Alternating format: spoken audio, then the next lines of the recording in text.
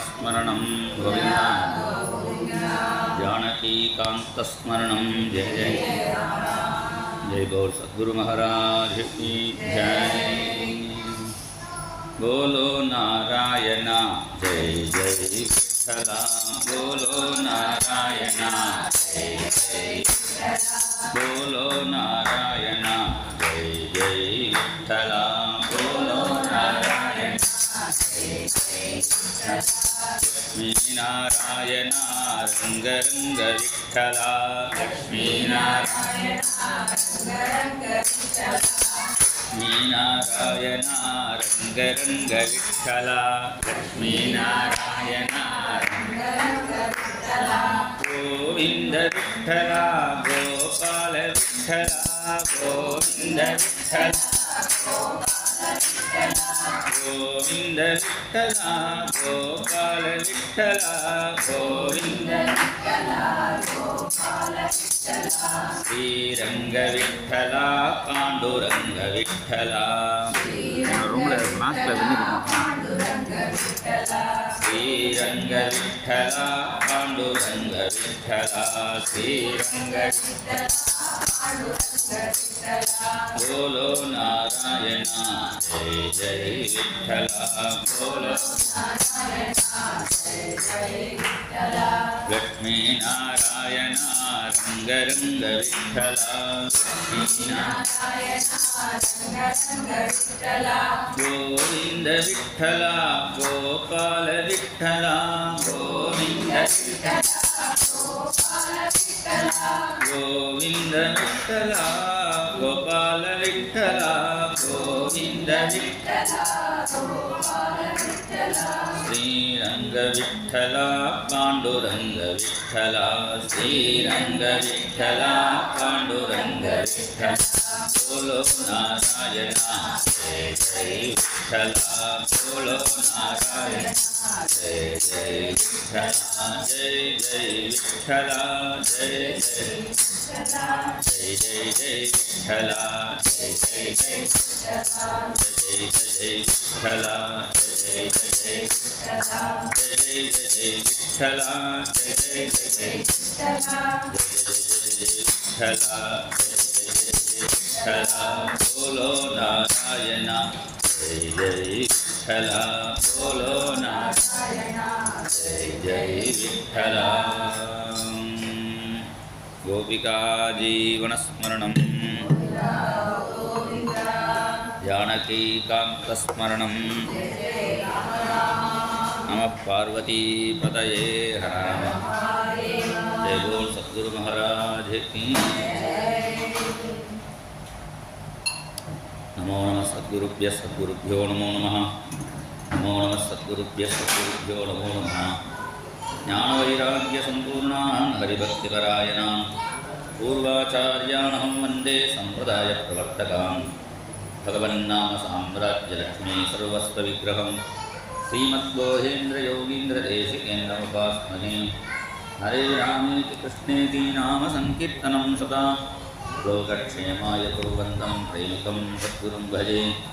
प्रेमिकेन्द्रगुरोः कीर्तिं दिक्षु सर्वासु चिन्तयन्, यः सञ्चरति लोकेऽस्मिन् कृष्णदासात्मजं भजे।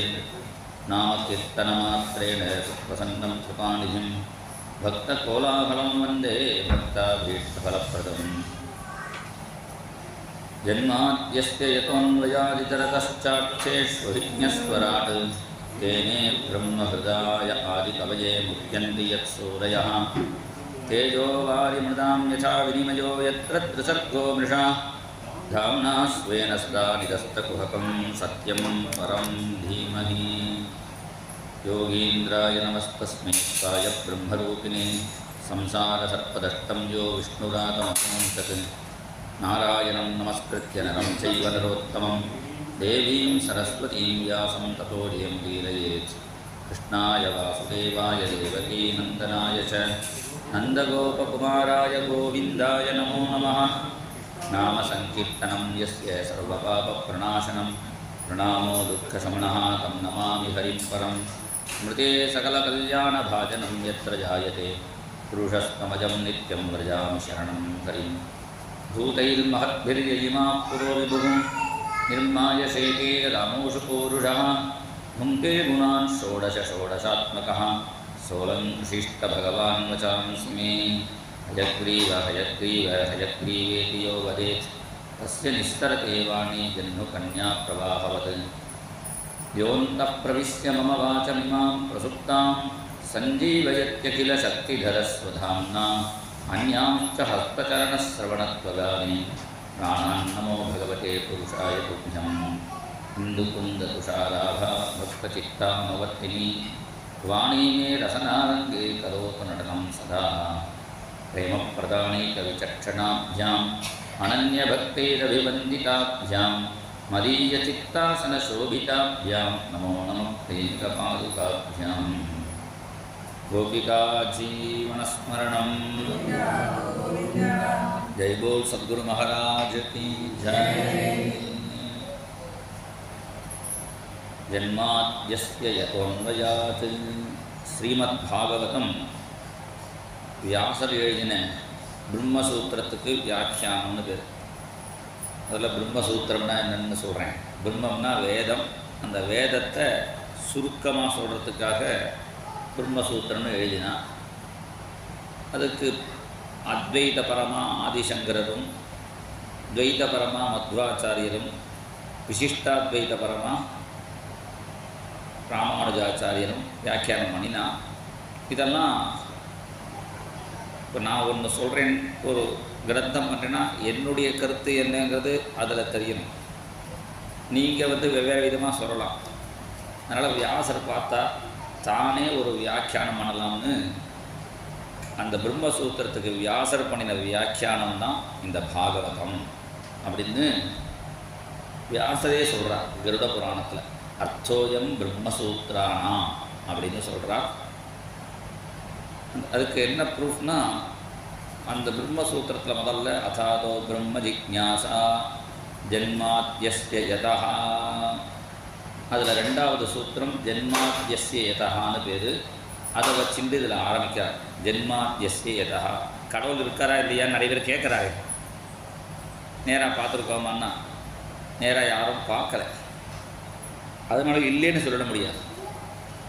ஏண்டனா அவருடைய காரியங்களை வச்சு கண்டுபிடிக்கலாம். சிலதை இப்போ ஒரு பழத்தை பார்த்ததுன்னா திடீர்னு பழம் வராது, ஒரு மரத்துலேருந்து வந்திருக்குன்னு நம்ம கண்டுபிடிக்கணும்.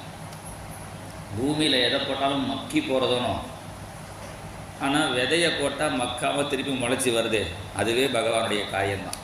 சித்தியந்துராதிகம் ஜெகத் கர்த்தகம் காரியத்வாது கடாதிவத்து அப்படின்னு தர்க்க ரீதியாக சொல்கிறான்.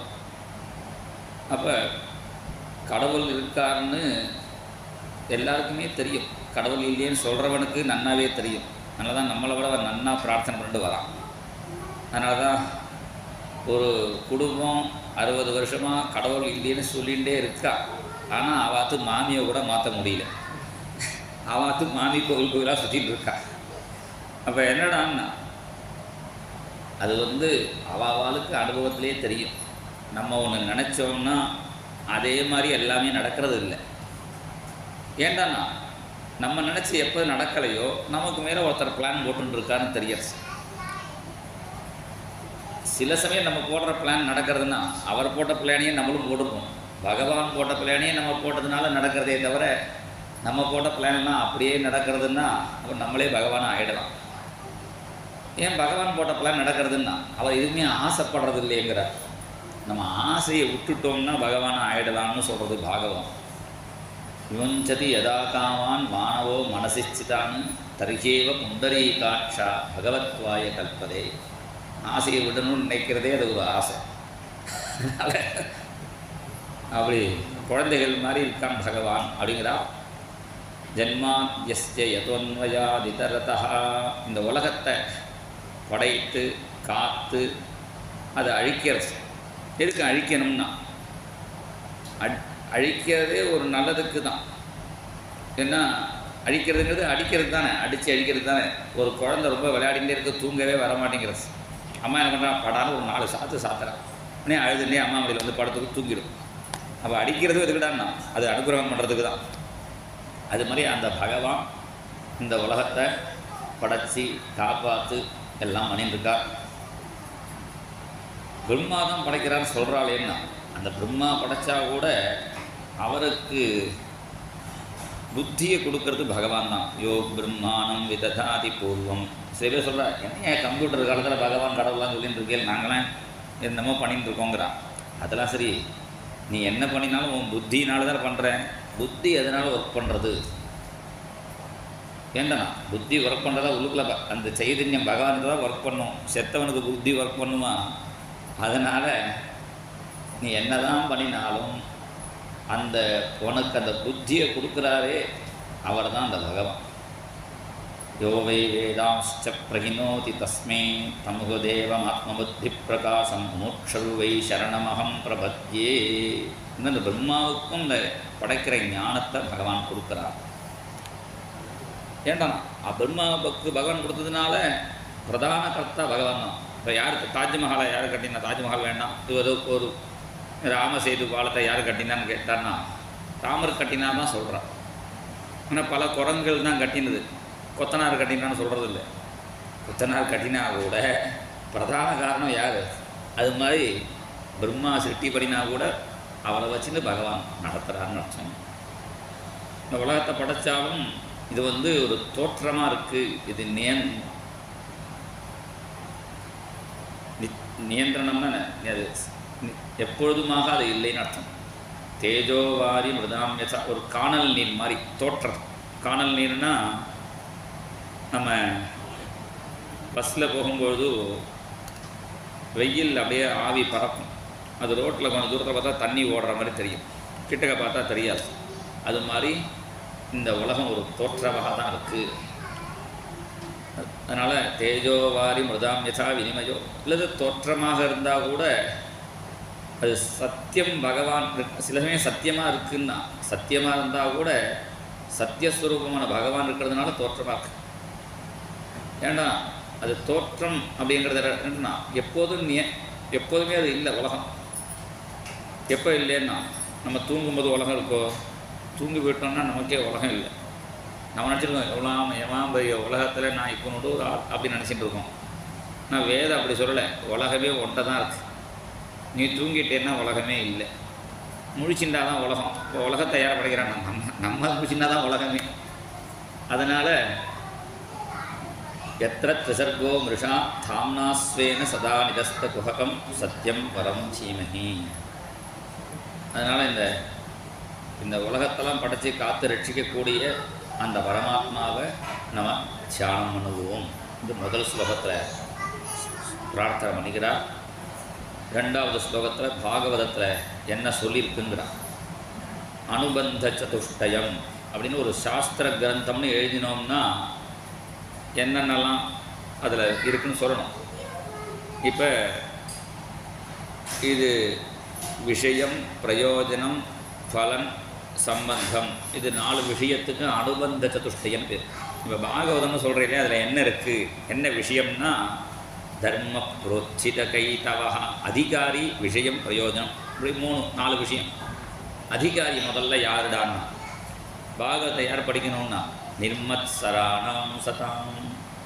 யாருக்கு அசூயை இல்லையோ பொறாமை இல்லையோ அவள் ஃபஸ்ட்டு படிக்கணும். பொறாமையே இல்லாமல் இருக்க முடியுமான்னு? எல்லாருக்கும் அசூயை இருக்க தான் இருக்கும், கொஞ்சம் இருக்கும். பர்சன்டேஜ் கம்மி ஜாஸ்தியாக இருக்குமே தவிர அசூயே இல்லாத ஒரு அம்மா தான் இருந்தாலும் அந்த அம்மாவுக்கு தான் அனசூயான்னு இருக்குது. பாக்கி எல்லாருக்கும் கொஞ்சம் இருக்க தான் இருக்கும். இருந்தாலும் இதை அதனால் அசூயை இல்லாதவ தான் படிக்கணும்னா எனக்கு ரொம்ப அசூயை இருக்குது, நான் படிக்கக்கூடாதா கேட்கக்கூடாது. நீ அசூயை இருக்கிறவா படித்தா சரியாக போய்டும், அது சரியாகும். ஏன்னா எனக்கு நான் எவ்வளோ பாகவதம் கேட்டாச்சு, எவ்வளோ யூடியூப்பில் வந்துட்டுருக்கேன், எல்லாம் பார்த்துட்ருக்கேன், யாரோ குட்டி பையன் சொல்கிறானா, என்ன சொல்கிறா பார்ப்போம் அப்படின்னு நினச்சின்னு வரக்கூடாது. சின்ன குழந்தை சொன்னால் கூட சர்தியாக போய் கேட்கணும் அப்படின்னு அர்த்தம். நிர்மத்சராணாம் சதாம். அப்புறம் இதில் விஷயம் என்னடான்னா புரோச்சித கைதவா, அது வேணும் இது வேணும்னு பக்தி பண்ணக்கூடாதுன்னு சொல்கிறது. அப்படி சொன்னான்னா யாருமே வரமாட்டான். பாகவதம் இப்படி சொல்கிறதே தவிர, ஆனால் பாகவதத்துலேயே நிறைய பலசூதியெலாம் இருக்குது. இதுக்கு இது படின்னு பாகவதத்துலேயே இருக்குது. அப்போ எதுக்கு இப்போ பாகவத்துடைய விஷயமே என்னடான்னா எதுலேயும் ஆசைப்படக்கூடாதுங்கிறதுக்கு தான். அப்படி ஆசைப்படாமல் பக்தி பண்ணணும்னா பட்டுன்னு யாரும் வரமாட்டா. ஒரு பாகவதம் கேட்டால் உனக்கு குழந்தை இல்லைன்னா குழந்தை பிறக்கும், கல்யாணம் ஆகணும்னா கல்யாணம் ஆகும், பிதர்களுக்கு கரையேறணும்னா அவளுக்கு நல்ல கதி கிடைக்கும். இப்படி பலஸ்ருதியை பாகவதமே சொல்கிறது. எதுக்குடான்னா ஒரு குழந்தைக்கு அம்மா சொல்கிற மாதிரி, ஒரு அம்மா என்ன பண்ணால் குழந்தைக்கு மருந்து கொடுத்தா குடிக்க மாட்டேங்கிறது. இப்போ அம்மா என்ன சொல்கிறா, நீ இதை சாப்பிட்டா உன்னை சினிமாவுக்கு அழைச்சிட்டு போகிறேன் ஏதாவது சொல்கிறா. அப்போ முக்கிய பிரயோஜனம் சினிமா இல்லை, மருந்து சாப்பிட்றது தான் முக்கிய பிரயோஜனம். அது அனுஷங்கன்னு பேர். அது மாதிரி பாக்கிய பலன்கள்லாம் அனுஷங்கரையில் முக்கியமான பிரயோஜனம் பகவானை சந்தோஷப்படுத்தணும், அதுதான் முக்கிய பிரயோஜனம். அதனால தான் வைஷ்ணவா சங்கல்பம்னு இருக்குது. அதில் பகவத் பிரீத்தியர்த்தம் அப்படின்னு அது ஒரு தனி சங்கல்பமாக சொல்லுவோம். ஏன்னா அதுதான் ரொம்ப கரெக்டாக இருக்குது. நம்ம சங்கல்பத்தில் இதெல்லாம் பண்ணணும். அது நட்சத்திரம் பேர் ராசிலாம் சொல்லுவாள் கோவிலில் போய் சில பேர் கேட்கவே கேட்பான். குருக்களோ பட்டாச்சாரியோ சொல்லுங்க, அவன் சொன்னால் கூட இதை சொல்லுங்க, இதெல்லாமே சொல்லணுமான்னு கேட்பாங்க குருநாதர். உடனே இந்த நட்சத்திரத்தில் பிறக்க வச்சதே அவர் தான். அவர்கிட்ட போய் ஏன் அனுநாதான் நட்சத்திரம் ராசி சொல்லுங்கன்னு அவர்கிட்ட பகவான்கிட்ட போய் சொல்லணும்னு அவசியம் இல்லை. அவர் தான் ஒன்று இந்த நட்சத்திரத்தில் பிறக்க வச்சுது. இருந்தாலும் ஒரு சம்பிரதாயம் நம்ம வச்சுட்டு இருக்கோம், சங்கல்பம் பண்ணிட்டு பண்ணணும்னு. அதனால் இப்போ இது முக்கியமாக நமக்கு என்னடான்னா அந்த பகவானுடைய திருப்தி பகவான் சந்தோஷப்படணும் என்பது தான் முக்கியம். நான் கேரளாக்காரெல்லாம் சங்கல்பம் பண்ணுறது இல்லை. நான் என்னோடய ஃப்ரெண்டு ஒருத்தர் ஹரிநாராயணன் நம்பூதிரின்னு, அவரில் சப்தாகத்துக்கு போயிருந்தேன். அவர் ஆற்றில் சுத்தாமன சொன்னார். நான் சொன்னேன், என்ன சங்கல்பம் பண்ணணுமே என்ன சொல்லணும்னா, எங்கள் ஊரில் நம்பூதிரிகளுக்குலாம் சங்கல்பம்லாம் கிடையாதுன்னு. நான் சொன்னேன், நாங்கள் எங்கள் சம்பிரதாயத்தில் நாங்கள் சங்கல்பம் பண்ணுறது உண்டு, ஏதாவது சொல்லுவோம். அவர் சொன்னார், அப்படின்னா குருவாயூரப்பன் சந்தோஷிக்கணும்னு சொல்லுவோன்னுட்டார். அதுதான் பிரதான சங்கல்பமே. பகவான் சந்தோஷப்பட்டுட்டான்னா என்னதான் கிடைக்காது அப்படின்னா பாகவதமே சொல்கிறது. கிமலப்யம் பகவதி பிரசன்னே ஸ்ரீநிகேதனே. பகவான் யாருன்னா லக்ஷ்மி ஆத்துக்காரர். எல்லாரும் ஓடிண்டே இருக்கா, காலமுலையும் சாயங்காலம்லையும் எல்லாம் இதுக்கு ஓடுறான்னா 4 காசு கிடைக்கணும்னா ஓடுறான். எதுக்கு 4 காசு கிடைக்கணும் ஓடுறான்? அதை வச்சு தான் நமக்கு வாழ்க்கை நடக்கிறது. பைசாக்காக உலகம் ஓடினாலும் அந்த பைசா தேவதை மகாலட்சுமி யார் பின்னாடி ஓடுறானா? பெருமாள் பின்னாடி ஓடிட்டு இருக்கா. எல்லாம் பைசா பின்னாடி ஓட அந்த மகாலட்சுமி பெருமாள் பின்னாடி ஓடிட்டு இருக்கு. அப்போ என்னன்னா பெருமாளை பிடிச்சிட்டோன்னா கூடவே மகாலட்சுமி வந்துடுவா. அதனால தான் பாகவதம் சொல்கிறது, லக்ஷ்மி ஆத்துக்காரர் அந்த பெருமாள் சந்தோஷப்பட்டு விட்டாருன்னா கிமலப்யம் பகவதி பிரசன்னே ஸ்ரீநிகேதனே. அவரை பெருமாள் சந்தோஷப்பட்டுட்டார்னா கிடைக்காததே ஒன்றும் இல்லை. இருந்தாலும் இந்த பக்தர்கள் ஒன்றும் கேட்க மாட்டேங்கிறார். பெருமாள் ஏதாவது வேணுமான்னு கேட்டால் கூட ஒன்றும் வேண்டாங்கிறார். ததாபி தத்பராராஜன் நகி வாம்சந்தி கிஞ்சன அப்படின்னு. அதனால் நிர்மத்சராணாம் சுதாம் வேத்யம் வாஸ்தவம் அத்திர வஸ்து சிவதம் தாபத்ரயோன்மூலனம். சத்தியமான வஸ்துவை பரமாத்மாவை பாகவதம் நமக்கு சொல்லிக் கொடுக்கறது. இந்த பாகவதம் கேட்டால் எல்லா கஷ்டங்களும் நீங்கிடும். முக்கியமாக எல்லாருக்கும் பலவித கஷ்டங்கள் இருக்குது. சில பேருக்கு உடம்புல கஷ்டம், வியாதி மாற்றி மாற்றி வருது. இதுக்கு இந்த மருந்து கொடுத்தா வேறு அதுக்கு சைடு எஃபெக்ட்டுங்கிறான், அப்புறம் அதுக்கு வேறு இன்னொரு மருந்து கொடுக்குறான். இப்படி இந்த வியாதி வரத்துக்காக தான் அந்த உடம்பே கொடுத்துருக்கான் அப்படிங்கிறார் பாகவதத்தில். வேதம் கலேவரம் அசேஷ ருஜாம் விரோகா. எல்லா வியாதி கொடுக்கறதுக்காக தான் அந்த உடம்பே இருக்குது. ஏதாவது வியாதி வந்துட்டே இருக்குது. முக்கியமாக எல்லாருக்கும் அந்த பிபி சுகர்னு ஒன்று இருக்குது.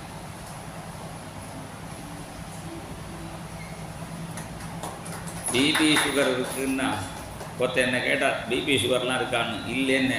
சரி நீ மனுஷனே இல்லைங்கிறார். மனுஷன்னா அதெல்லாம் இருக்கணும் சார் அப்படிங்கிறார். அப்படி இந்த பலவிதமான உடம்பு கஷ்டம், சில பேருக்கு மனசு கஷ்டம், வெளியில் சொல்ல முடியாமல் சில கஷ்டங்கள், அப்புறம் தெய்வங்களால் வரக்கூடிய கஷ்டம், பூதங்கள்லாம் சுனாமி கொரோனா அப்படின்னா வருது. அது ஆதி தெய்வீகம்னு பேர். முதல்ல சொன்னது ஆதி பௌத்திகம்னு பேர், ஆத்தியாத்மிகன்னு பேர். அத்தியாத்மன்னா சரீரம் மனசில் வரக்கூடியது. அப்புறம் பூதங்களால் வரக்கூடியது, இப்போ போனால் நாய் கடிக்கிறது, இது மாதிரிலாம் இருக்கே. இது மாதிரி பல கஷ்டங்கள் இருக்குது. இதெல்லாம் பாகவதம் கேட்டால் சரியாக போய்டும்னு சொல்கிறார் பாகவதத்தில். அதனால் யாருக்காவது பிபி சுகர் இருந்ததுன்னா இன்றைக்கி போய் செக் பண்ணிட்டு வாங்கோ. ஒரு வாரம் பாகவதம் கேட்டேன்னா எல்லாம் கரெக்டாக ஆகிடும்.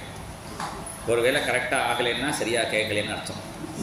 அதனால் தாபத்திரையோடு மூலனம் பாகவதம் கேட்டாலே எல்லா விதமான கஷ்டங்களும் நீங்கிடும். ஸ்ரீமத் பாகவதே மகாமுனி கிருதே கிம் வா பரீரீஸ்வரா. பாகவதம் இருக்கும்பொழுது வேறு சாஸ்திரமே அவசியம் இல்லை.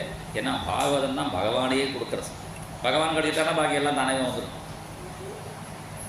அது மாத்திரம் இல்லை, பாகவதம் கொடுத்தது சாட்சாத் பகவானே கொடுத்தது. பாக்கி கிரந்தங்கள்லாம் ரிஷிகள் கொடுத்தாலும் பாகவதம் பகவானே சொன்னது. அதனால் மகாமுனி கிருதே கிம் வா பரீரீஸ்வரா சத்யோ ஹிருத்யவருத்தியதேத்திர கிருதிபிஹி சுஸ்ரூஷிபிஸ்தக்ஷணாத். இவ்வளோ பெருமை பாகவதத்துக்கு இருந்தாலும் நிறைய பேர் பாகவதம் ஏன் படிக்கலேன்னா அதுக்கு புண்ணியம் இருக்கணுங்கிறார். நம்மளாம் நினச்சிப்போம் பாகவதம் படித்தா ரொம்ப புண்ணியம்னு. பாகவதம் படித்தா புண்ணியம் இல்லை, புண்ணியம் நிறைய இருந்தால் தான் பாகவதமே படிக்க முடியும். அதனால் கிருதிபிஹி இந்த ஜென்மாவில் பல ஜென்மாவில் பண்ணின புண்ணியத்தினுடைய பலனாக தான் பாகவதத்துக்கிட்ட வர முடியும். அதனால் சுஸ்ரூஷிபிஸ்தக்ஷணாத். பாகவதம் கேட்கணுன்னு அவசியம் இல்லை, கேட்கணுன்னு ஆசைப்பட்டால் கூட போரும், அவனுக்கே பகவான் கிடைப்பா என்று சொல்லி 2வது ஸ்லோகத்தில் அனுபந்த சதுஷ்டயத்தை சொன்னார். 3வது ஸ்லோகத்தில் வேதத்தினுடைய பழம்தான் பாகவதம் என்று சொல்கிறார். நிகம கல்பதரோர் கலிதம் பலம் சுகமுகாதமிருதத்ரவ சம்யுதம் பிபத பாகவதம் ரசமாலயம் முகுரகோ ரசிகா புவி பாவுகாஹ. நிகம கல்பதரோர், வேதமே ஒரு மரம், கல்பக விருட்சம்னு பேர். கல்பக விருட்சத்தில் எது கேட்டாலும் கிடைக்குமே, அது மாதிரி வேதத்தில் எது கேட்டாலும் கிடைக்கும். நிகம கல்பதரோர் கலிதம் பழம், அதுலேருந்து நழுவி விழுந்த பழம் பாகவதம். அதுவும் கிளி கொத்தினா ரொம்ப அந்த பழம் டேஸ்ட்டாக இருக்குங்கிறார். இது சுகமுனி என்னும் கிளி கொட்டி கொடுத்த பழமோ பழமோ பழமோ பழமோ பழம் பாகவத பழமோ பழமோ பழம் பாகவத பழமோ பழமோ பழம். பவபயம் என்னும் இருளை கெடுத்த சுகமுனி எனும் கிளி கொத்தி கொடுத்த பழமோ பழமோ பழம். அழகான மாமரை தருமேலே அது ஆருக்கும் அரிதான தன்மையாலே முழுமோன பொருளுக்கு இவை போலே முன் செய்த தீவினை என்றும் நாரில்லாத மூன்றெனும் பாவம் என்னும் வண்டு துளைக்காத பழமோ பழமோ பழம் பாகவத பழமோ பழமோ பழம் பாகவத பழமோ பழமோ பழம். தேடித்திரிந்தாலும் காண கிடைக்காது தெய்வ அருளன்றியோ கடையில் கிடைக்காது. தேடித்திரிந்தாலும் காண கிடைக்காது, தெய்வ அருளியோ கடையில் கிடைக்காது. எல்லா கடையிலையும் எல்லாம் கிடைக்கும். இந்த மால்னு ஒன்று இருக்குது, அதில் போனால் எல்லாம் கிடைக்குங்கிறான். இந்த மாலுக்கு போனால் கூட பாகவதம் கிடைக்காது. இது திருமால்கிட்ட போனால் கிடைக்குமே தவிர சாதாரண மாலில் போனால் கிடைக்காது. தெய்வ அருளன்றி ஆடிக்காற்றில் விழவோ எளிதாயிருக்காது அதற்கென மற்றொரு காலமும் ஆகட்டும் அப்போது பார்ப்போம் என்றால் எப்போதும் கிடைக்காத பழமோ பழமோ பழம். ஆடிக்காத்துலாம் அம்மையும் நகரும்பா. இந்த பழம் பாகவதத்தை பழம்னு சொல்கிறீங்களே, இப்போ பழம்னா மரத்துலேருந்து தானே விழுது. ஆடிக்காற்றுல அடித்தா விழுவான்னா ஆடிக்காத்துலேயும் விழாது, ஆடி காத்துலேயும் விழாது. ஆடிக்காத்தில் விழாவோ இதுக்குன்னா பாகவதம் தானே, அப்புறமா இன்னொரு பார்த்துக்கலான்னா அதற்கென்ன மற்றொரு காலமாகட்டும் அப்போது பார்ப்போம் என்றால் எப்போதும் கிடைக்காதுங்கிறது. அது அப்புறம் பார்த்துக்கலான்னா அப்புறம் பார்த்துன்னு நீ போய் கேட்குறவர்களையும் நீ தான் இருப்பையான்னு தெரியாது. ஆகையினால நம்ம வந்து குற்றாலம் அப்படி சீசன் வரும்போது தலையை காட்டின்னு வராளோ எல்லோரும் இது மாதிரி பாகவதம் கிடைக்கும்போது அந்த பாகவதத்தில் அனுபவிக்கணும் என்று சொல்லி இந்த பாகவதத்தை நைமிஷாரண்யம்னு ஒரு மகாக்ஷேத்திரம் இருக்குது. அந்த மரமே பகவான், அங்கே இருக்கிற காடே பகவான். புஷ்கர்னு ஒரு க்ஷேத்திரம் இருக்குது, அங்கே தீர்த்தம் தான், அந்த குளம் இருக்குது, அந்த குளமே பகவான். அதனால தான் அந்த குளத்துக்கு தான் பூஜை. நமக்கு ஒரு குளத்துக்கு பூஜை பண்ணால் தெரியாதுங்கிறத வெளியில் ஒரு கோவிலும் கட்டி வச்சுருக்கா. அங்கே புஷ்கரத்தில் தீர்த்தஸ்வரூபமாக இருக்கா. நைமிஷாரண்யத்தில் காடாவே பகவான் இருக்கார். நான் நைமிஷாரண்யத்தில் பகவானை கட்டிக்கணும் யாராவது ஆசை தான் நைமிஷாரண்யத்தில் போய் ஒரு மரத்தை கட்டினா போகும், ஏன்னா பகவானை கட்டிக்கணும் அப்படின்னு சொல்லிக்கலாம். அது மாதிரி ஏன்னா அந்த காடே பகவான். பூரி ஜெகநாதம் க்ஷேத்திரம், அங்கே அன்னமே பகவான்.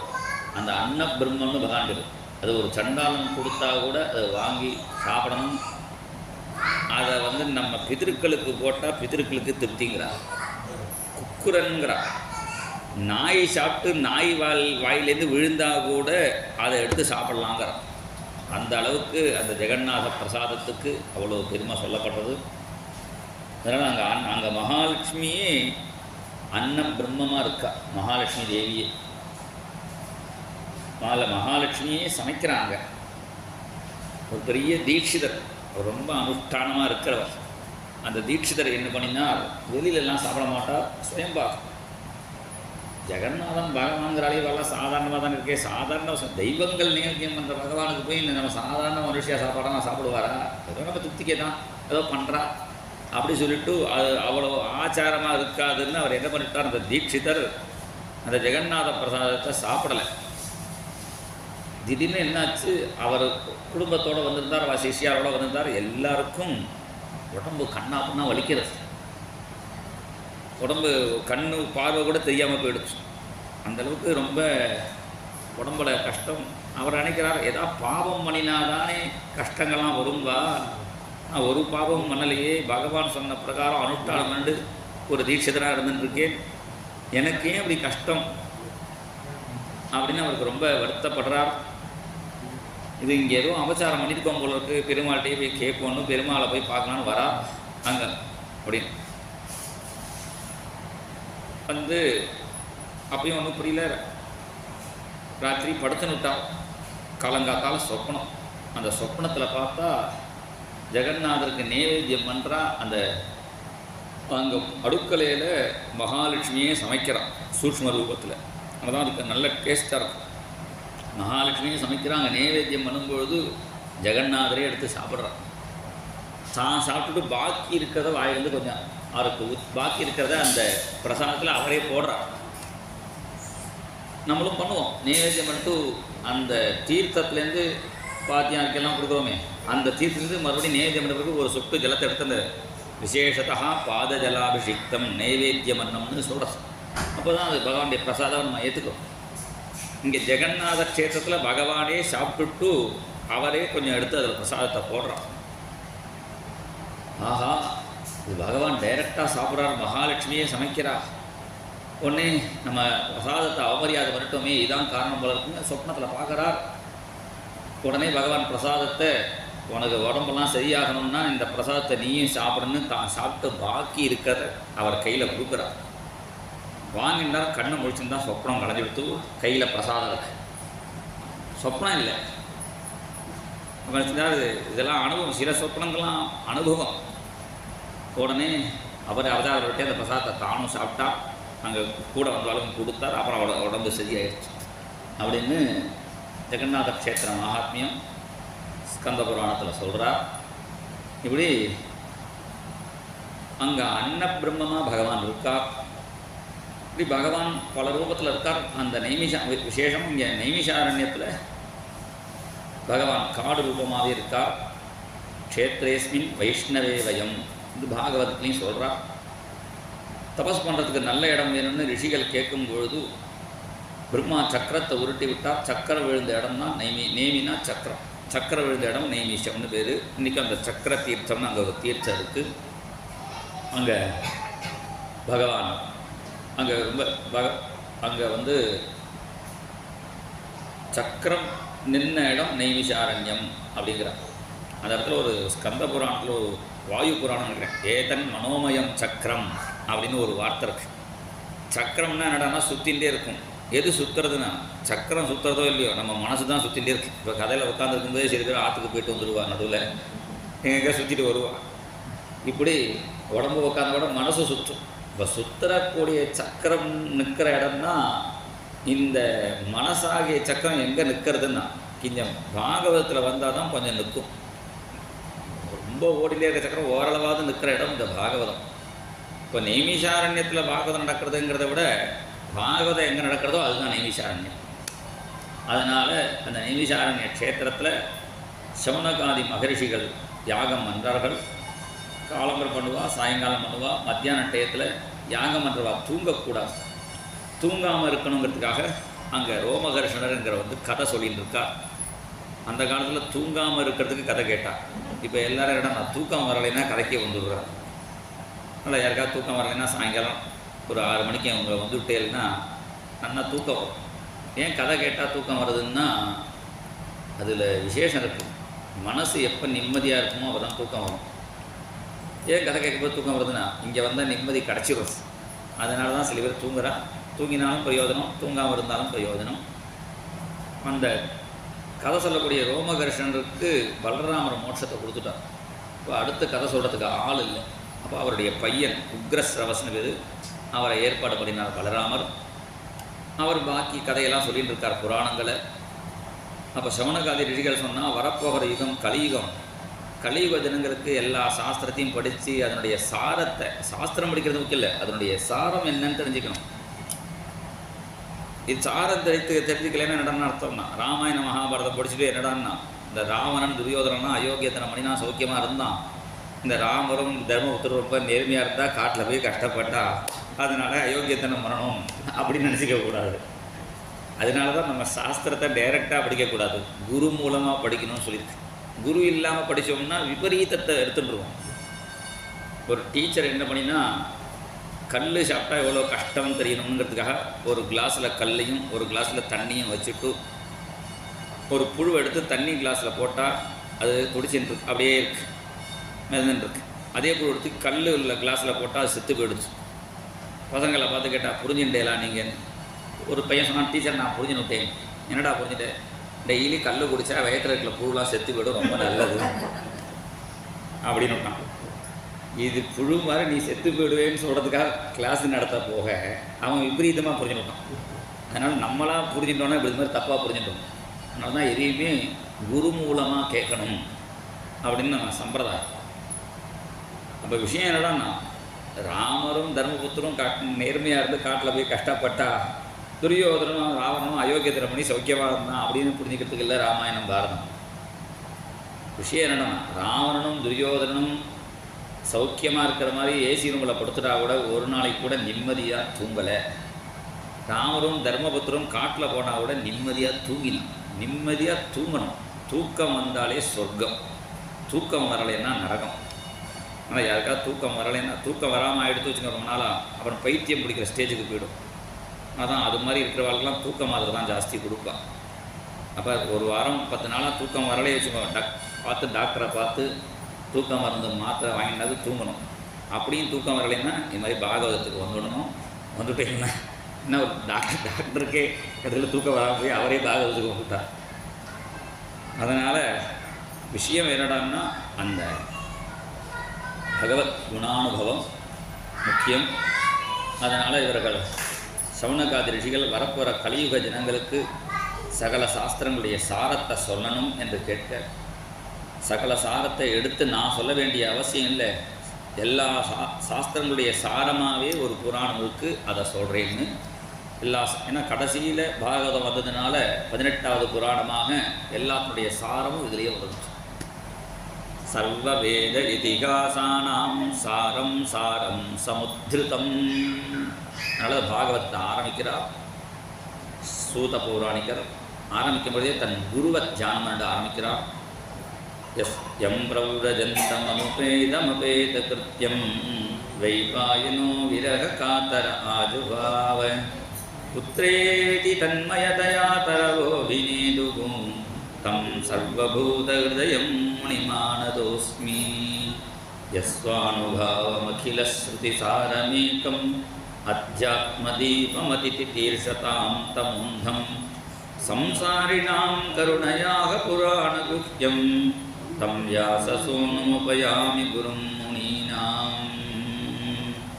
योगीन्द्राय नमस्तस्मै शुकाय ब्रह्मरूपिणे संसारसर्पदष्टं यो विष्णुरातममुचत् स्वसुखம்.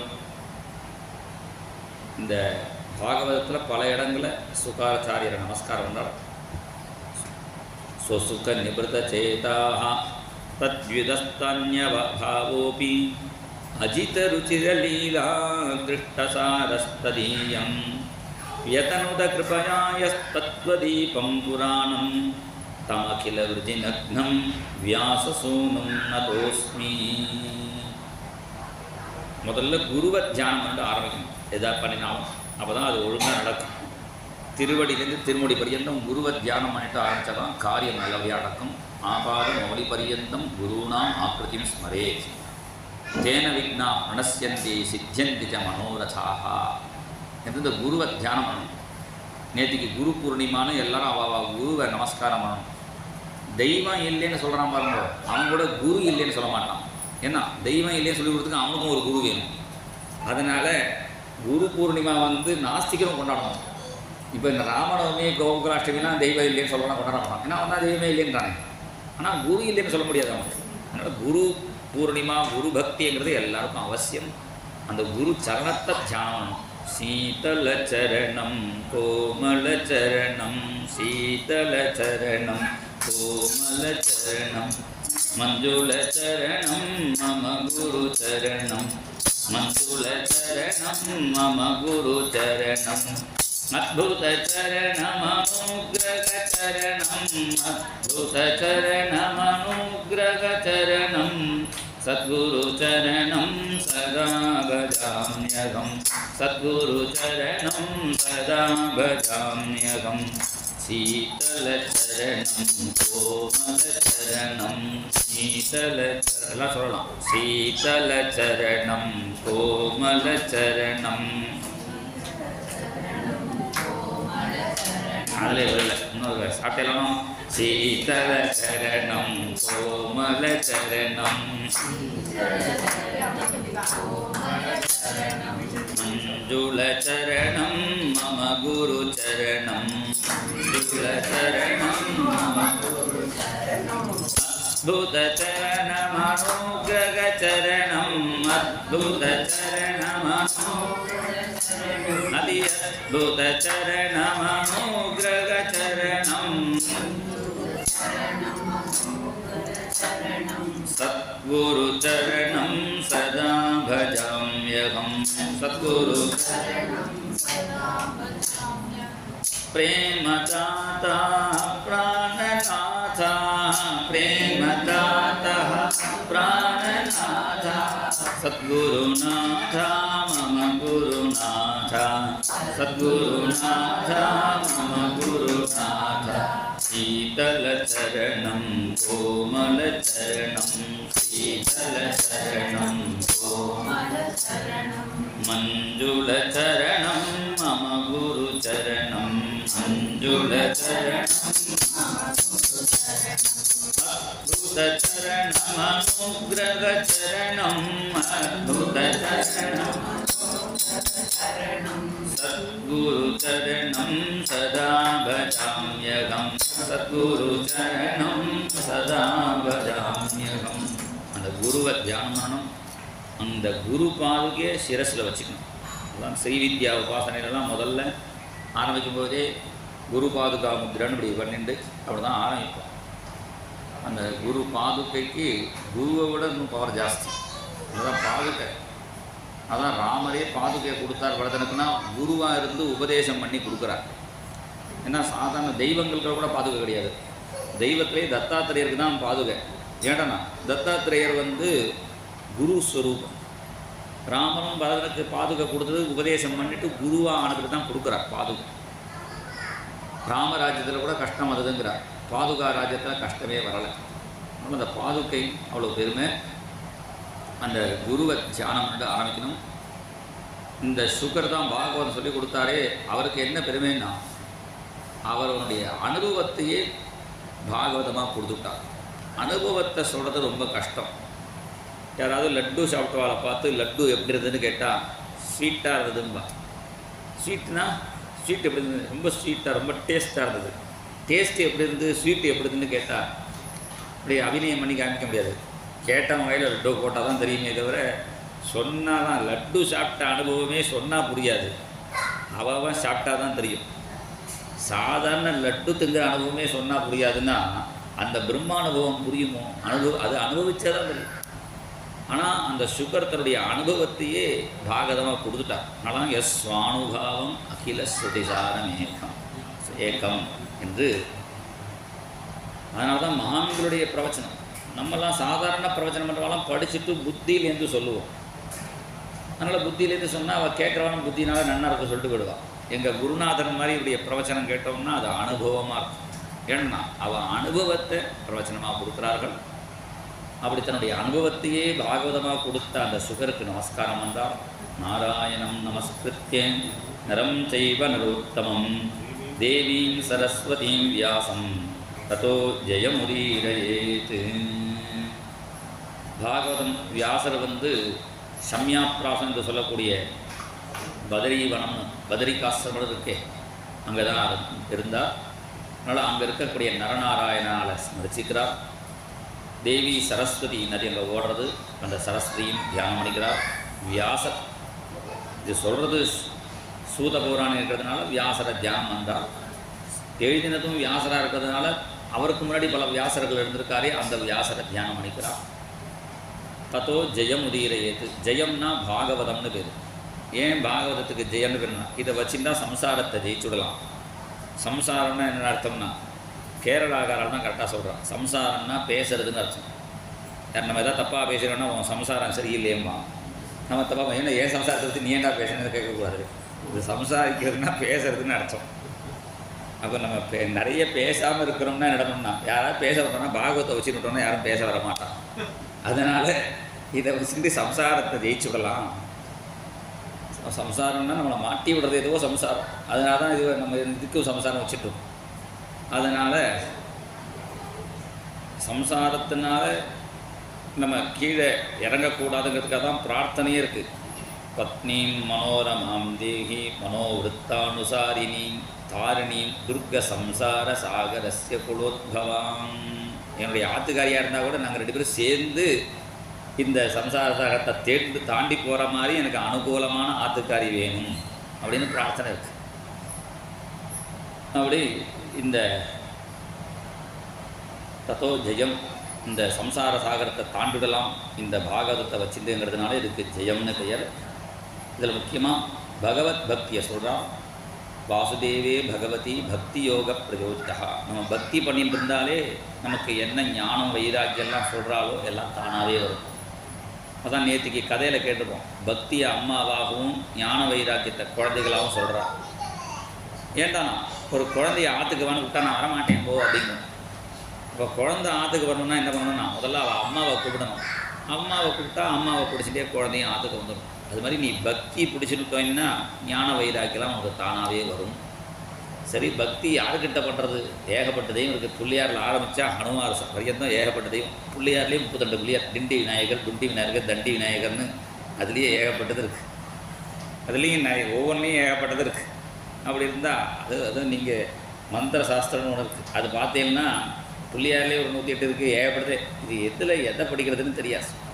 எந்த சாமியை பிடிக்கணும்? ஏகப்பட்ட சாமியாக இருக்கேன்னா அதுக்கு ஒன்று பொண்ணு கிருஷ்ணனை பிடிச்சிக்கோன்னுட்டேன். ஏன்னா கிருஷ்ணனை பூஜை பண்ணினாலே எல்லாரையும் கிருஷ்ணஸ்து பகவான் ஸ்வயம். கிருஷ்ணன் காலில் நீ ஒரு துளசியை போட்டாலே எல்லா தெய்வங்களுக்கும் சந்தோஷம் வந்துடும். ஒரு மரத்தினுடைய கிளை, இலை, பூ, காய், பழம் எல்லாத்துக்கும் ஜலம் போகணும்னா என்ன பண்ணணும்? டீப்பை வச்சுன்னு எல்லா இடத்துலையும் அடிக்க வேண்டிய அவசியம் இல்லை. வேரில் தண்ணியை விட்டாலே அப்படி எல்லா இடத்துக்கும் போகுமோ. யதா தரோர் மூல நிஷேச்சனேன திருப்யந்தி தத் ஸ்கந்த புஜோபசாக்காக. 4வது ஸ்கந்தத்தில் சொல்கிறான். மரத்து வேரில் ஜலத்தை விட்டாலே அப்படி மரத்தில் உள்ள எல்லா இடத்துக்கும் போயிடுறதோ. சில பேர் சொல்லா, பசி கண் அடைக்கிறது சார், பசி காது அடைக்கிறது ஒன்றும் கேட்க முடியும், கேட்கலை. நீங்கள் இந்த சாப்பாடு போட்டால் தான் இதாக சொன்னால் கேட்க முடியும். பசி கண் அடைக்கிறது காது அடைக்கிறது சொல்கிற சாப்பாடு கொடுத்தா உடனே கண்ணிலையும் காதலையும் போட்டுக்கிறது இல்லை, வாயில் தான் போட்டுக்கிறான். ஏன்னா பிராணனுக்கு ஆகாரம் கொடுத்தாலே இந்திரியங்களுக்கு சக்தி எப்படி வருமோ அது மாதிரி நீ கிருஷ்ணனை பூஜை பண்ணினாலே எல்லா தெய்வங்களுக்கும் சந்தோஷம் வந்துடும். இதுக்கு மகாபாரதத்தில் பெரிய கதையே இருக்குது. அர்ஜுனனு கிருஷ்ணனை தான் பூஜை பண்ணினான் பாசுபதாஸ்திரம் வேணும்னு. ஏன்னா பாசுபதாஸ்திரம் ஏற்கனவே கஷ்டப்பட்டு சிவன்கிட்ட வாங்கினா அதை வேறு இடத்துக்கு யூஸ் பண்ணிவிட்டான். இப்போ ஜெயத்ரதனை அடிக்கிறதுக்கு பாசுபதாஸ்திரம் வேணும்னே கிருஷ்ணன் சொன்னால் நானே தரேன், எனக்கு பூஜை பண்ணணும். நீ பெருமாளாச்சே உனக்கு வில்லத்தை போடலாமா? பரவாயில்ல, தவ விருட்சோ த வில்வா. எங்கள் ஆத்துக்காரியே வில்ல மரத்தடிக்கு தான் உட்காந்துருக்கா ரங்கநாச்சியாரா, எனக்கும் வில்ல முடிக்கும் போடும். கிருஷ்ணனுக்கே சிவாய நமஹா பரமேஸ்வராய நமஹான்னு அர்ச்சனை பண்ணினான். யார்? அர்ஜுனன். கிருஷ்ணனே பாசுபதாஸ்திரம் கொடுத்துட்டான். இருந்தாலும் எனக்கு அர்ஜுனுக்கு சந்தேகம், இது ஒரிஜினல் டூப்ளிகேட். உடனே அழைச்சிட்டு போனார் கைலாசத்துக்கு. அழைச்சிட்டு போனால் கிருஷ்ணன் காட்டுற காலில் போட்ட பில்வெல்லாம் பரமேஸ்வரன் திருவடியில் இருக்கிறத பார்க்குறான். அப்படி அதனால் கிருஷ்ணனை பூஜை பண்ணினா பக்தி பண்ணினா போரும் என்று சொல்லி அந்த பகவானுடைய பல அவதாரங்களை 22 அவதாரங்களை 3வது அத்தியாயத்தில் சொல்கிறார். இந்த அத்தியாயத்தை படித்தாலே துக்க கிராமம், துக்கத்திலேருந்து நமக்கு விமோச்சனம் கிடைக்கும் என்று சொல்கிறார். அதன் பிறகு சவுனகாதிரிகள் கேள்வி கேட்கிறார். இந்த பாகவதத்தை ஒருத்தன் கேட்டானே, அந்த பரீட்சித்து கதையை சொல்லுங்கோ. அப்புறம் வியாசர் ஏன் 17 புராணம் பண்ணிட்டோ இந்த 18வது புராணம் ஏன் சொன்னார் என்று கேள்வி கேட்க, ஏன் பரீட்சித்துக்கு எல்லாரும் தான் பாகவதம் கேட்குறா, பரீட்சித்து கேட்டதுக்கு என்ன பெருமைன்னா சின்ன வயசில் கேட்டான். இப்போ சின்ன வயசுனா சம்பாதிக்கிற ஓடி ஆடி போகிற வயசில் எல்லாரும் தலை நிறைச்ச பிறகு தான் மோஸ்ட்லி எல்லாரும் பாகவதத்துக்கு வருவான். இவன் தலை கருப்பாக இருக்கும்போதே பாகவத்துக்கு வந்தானேங்கிறான். யுவாவாக இருக்கும்பொழுதே பாகவதம் கேட்க வந்துட்டானே. யுவைஷதோத்ஸ்ரஷ்டுமஹோ சகாசுபிஹி. வியாசர் ஏன் 18வது புராணம் பண்ணினார் என்று கேள்வி கேட்க, வாசவ்யாம் கலையா ஹரேகே. பகவான் இந்த வேதத்தை பிரித்து கொடுத்தா தான் தர்மம் நடக்கும். தர்மம் நடந்தால் தான் மழை பொழியும். அதனால் இந்த வேதத்தை தொடர்றதுக்கு எல்லாரும் பயப்படுறான். அப்போ பகவானே அவதாரம் பண்ணி, அதனால தான் அவருக்கு மாத்திரம் வேத வியாசர்னு பேர். எல்லோரும் தான் வேதம் படிக்கிறியானே, வேத வசிஷ்டர், வேத விஸ்வாமித்திரர் அப்படிலாம் நம்ம சொல்கிறதில்லை. வியாசருக்கு மாத்திரம்தான் வேத வியாசர். வேதம்னா வேதத்தை அவர் தான் பிரித்து கொடுத்தான்னு மாத்திரம் இல்லை, வேதம்னாலே ஞானம், ஞான கலாவதாரம். ஞானம் வேணும்னா வியாசரை பிரார்த்தனை பண்ணினா போதும். அப்படி வியாசர் அவதாரம் பண்ணி வேதத்தை 4ஆக பிரித்து கொடுத்தார். ருக்வேதத்தை பைலர் என்கிற மகரிஷிக்கும், எஜுர்வேதத்தை வைஷம்பாயனருக்கும், சாம வேதத்தை ஜெய்மினி என்கிற மகரிஷிக்கும். அதனால் ஜெய்மினி சாமன்னு இருக்குது. சாதாரண சாமம் வேறு, ஜெய்மினி சாமன்னு ஒன்று தனியாக இருக்குது. ஜெய்மினி சாமம் அது பிரதானம், அது ஒன்று இருக்குது. அது பல சாக்கைகள். சாம வேதத்துக்கு 1000 சாக்கைகளாம். இப்போ எங்கே போச்சுன்னு தெரியல. ஆமாம், அதனால் இப்போ அப்புறம் அதர்வண வேதத்தை சுமந்தூன்னு ரிஷிக்கு கொடுத்தாராம். அவர் கொஞ்சம் பயங்கரமான ரிஷியாம். சுமந்துர் தாருணோ முனிகிங்கிறார். ஏன்னா அதர்வண வேதம் கையாளணும்னா கொஞ்சம் பயங்கரமான ஆளாக இருந்தால் தான் சரியாகும். நான் சின்ன அது பயங்கரமான ரிஷின்னா ரொம்ப தாடிக்கடி வச்சுன்னு ரொம்ப பயங்கரமாக இருப்பாரோ அப்படின்னு என் குருநாதர்கிட்ட கேட்டேன். அவர் சொன்னார், பயங்கரம்னா நீ நினச்சிக்க அந்த பயங்கரம் இல்லை, பயங்கரமான தபஸ் இருந்தால் தான் இந்த அதர்வண வேதத்தை வச்சுக்க முடியும். அதனால் அது இல்லாட்டா அவனே அடிச்சிடும். நான் பல பேரை பார்த்துட்டேன், அதர்வணம் படித்தவா, அவளே அதனால் பல விதமான ஆபத்து. என் கூட படித்தவர் தான் ஒருத்தர் 2 வேதம் படித்தார். ருக்வேதமும் படித்து அதர்வேதமும் படித்தார். ஏன்னா ருக்வேதத்தில் பாதி தான் அதர்வண வேதம். சின்ன வயசுலேயே ஏதோ வியாதி அவனாலே சரி பண்ணிக்க முடியும். அதர்வண வேதத்தில் இல்லாத மந்திரம் கிடையாது பிரயோகம் இல்லை. அதர்வேதம் படித்தவர் அவரே எப்படி ஆயிட்டாரேன்னா, அது அதர்வண வேதம் படிக்கிறது இல்லை, அதை கையாளுறதுக்கு உள்ள தபஸ் சக்தி வேணும். இன்னொருத்தர் என் கூட படித்தவர், இன்னொருத்தர் அதர்வேதத்தில் பெரியவர், அவருடைய பையனுக்கு அது ரொம்ப இடைஞ்சலாக ஆகிடுச்சு. இப்படிலாம் பார்க்குறேன். அப்போ என்னன்னா அது அதர்வண வேதம் படிக்கிறதுல உடனே படிக்கணும்னு நினச்ச முடியாது. அதை யூஸ் பண்ணுறதுக்கு உள்ள தபஸ் வேணும். அதனால் அங்கே குருநாத் சொன்னால் பயங்கரமான விஷயம்னா பயங்கரமான தபஸ் இருந்தால் தான் அதர்வண வேதம் வச்சுக்க முடியுங்கிறதுக்காக தான் சுமந்து தாருணோ முனிகி அப்படின்னு வேதத்தை 4ஆக பிரித்து கொடுத்தா. வேதத்தை ஸ்திரீகள் படிக்கக்கூடாதுன்னு வச்சுருக்கா. இப்போ மாமிலாம் நாங்களும் படித்தா என்னென்னு கேட்குறா. அந்த காலத்தில் படிச்சிருக்கா, ஆனால் இப்போ கலியுகத்தில் வேண்டாம்னு வச்சுருக்கா. ஏன்னா மாமிகளுக்கெல்லாம் ஸ்பஷ்டமாக வராதுன்னு சொல்லியிருக்கு. இப்போ மாமாவோட மாமி தான் ஸ்பஷ்டமாக படிக்கிறா. இருந்தாலும் சாஸ்திரம் என்ன சொல்லியிருக்கோ அது நம்ம கேட்டாலும் டாக்டர் ஒருத்தர் 100 ரூபா கொடுத்தான், அவனுக்கு சின்ன மருந்தாக கொடுத்தார். மொத்தம் 10 ரூபா கொடுத்தான், பெரிய பாட்டிலில் மருந்து கொடுத்தார். இன்னும் ஒரு கிராமத்தான் கேட்டான், ஐயா நான் 100 ரூபா கொடுத்துருக்கேன், எனக்கு சின்ன பாட்டிலில் கொடுத்துருக்கேன், 10 ரூபாய்க்கு பெரிய பாட்டில் கொடுத்து அந்த மருந்தை கூடியான்னு கேட்கக்கூடாது. இந்த டாக்டருக்கு தான் தெரியும். இந்த சின்ன மருந்தாக விஷ்ணு சாஸ்திரம் அதெல்லாம் ஸ்திரீகள் சொல்லுங்கோ, இது சின்னதாக இருந்தால் கூட இதுக்கு பவர் ஜாஸ்தி, வேதம் ரொம்ப பெருசு, அதனால் அதுக்கு சிரமப்பட வேண்டாம், அதனுடைய பலன் இதிலேயே கிடச்சிடும். அதனால் ரிஷிகள் சொன்னதை நம்ம கேட்டால் அவ்வளோதான் நமக்கு பிரமாணம். இந்த வேதத்தில் சொன்னதெல்லாம் என்னென்ன ஸ்திரீகளுக்கும் தெரியணுமேங்கிறதுக்காக 5வது வேதம் பாரதா பஞ்சமோ வேதா, 5வது வேதமாக மகாபாரதத்தை எழுதினா.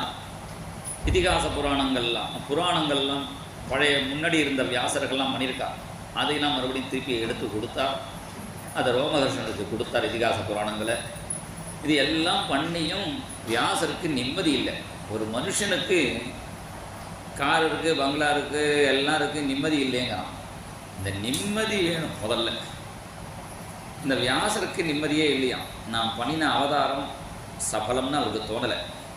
ஏன்னா வேதம் பாரதம் புராணங்கள்லாம் சொன்னோமே தவிர, இதெல்லாம் லைப்ரரியில் இருக்குமே தவிர யாரும் படிக்க மாட்டாங்க, அவருக்கே தெரியும்.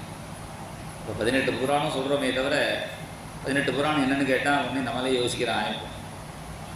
அதனால் எல்லாத்தினுடைய சாரமாக ஒன்று பண்ணணும், பாகவதாளுக்கு திருப்தியாக ஒன்று பண்ணணும், அப்போ தான் நமக்கு நிம்மதி கிடைக்கும் அப்படின்னு அவர் யோசிக்கும் பொழுதே அவருடைய ஆசிரமத்துக்கு நாரதர் வரா. பஜனை பண்ணிட்டு நாராயண நாராயண ஜெய ஜெய் கோவிந்த ஹரே, நாராயண நாராயண ஜெய ஜெய் கோபால ஹரே, நாராயண நாராயண ஜெய ஜெய் கோவிந்த ஹரே, நாராயண நாராயண ஜெய ஜெய் கோபால ஹரே, நாராயண நாராயண ஜெய ஜெய் கோவிந்த ஹரே.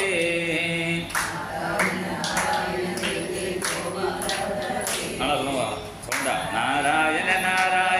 ஜெய் கோவிந்த ஹரே,